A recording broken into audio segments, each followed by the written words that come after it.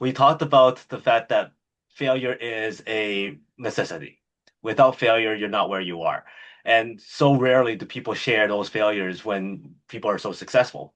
Can you please share with us some of those greatest like lessons learned that you went through, whether it's in real estate and entrepreneurship, case studies, whatever it is that you go, you know what, that story is one of the biggest turning point in my life because I failed at this, XYZ. Wow, I could talk about failure for hours and days because I have had one of those very troublesome lives from the time I was a child.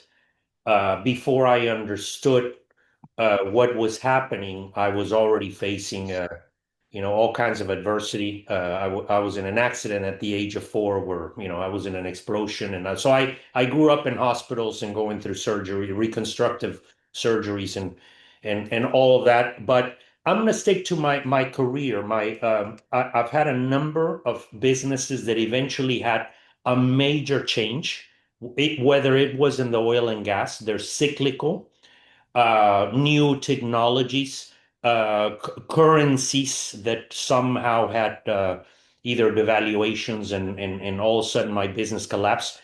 And my biggest achievements have not been building a business, but coming back after a business failure.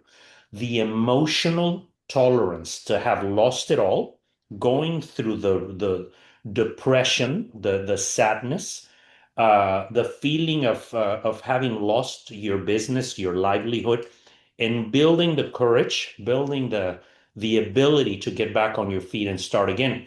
My most recent one, and I still haven't, by the way, I still have businesses that didn't go well, not as big, but I would say the biggest financial one was during 2008 because that was we had built a pretty sizable business that almost collapsed during 2008. The housing bubble and the financial crisis where we lost tens of millions of dollars in a very short period of time. And it was a very, very hard process.